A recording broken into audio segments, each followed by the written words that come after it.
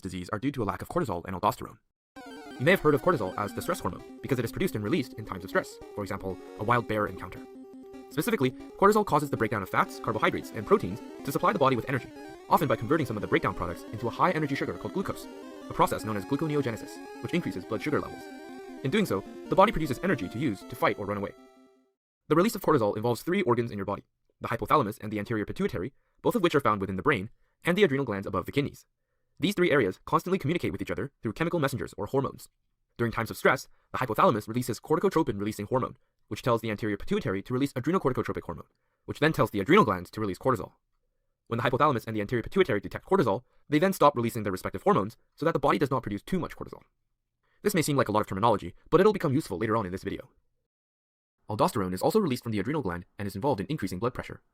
It does this by increasing the amount of sodium-potassium pumps in the membrane of renal cells that lie between blood vessels and the tubes where urine passes through. These pumps transport 3 sodium ions out of the cell and into the blood, in exchange for 2 potassium ions into the cell. Since there is a net gain of ions into the blood, water flows into the blood through osmosis. Since there is more water in blood volume increases, which increases blood pressure. Since both of these corticosteroids are produced by the adrenal glands, damage to the adrenal glands will lead to less production of these corticosteroids, causing Addisons disease. In the developed world, this damage is most commonly due to autoimmune disease, while in less developed areas, tuberculosis infections are the main culprit. A less common cause is cancer cells from other areas in the body that have spread to the adrenal glands and have multiplied, which damages the surrounding cells.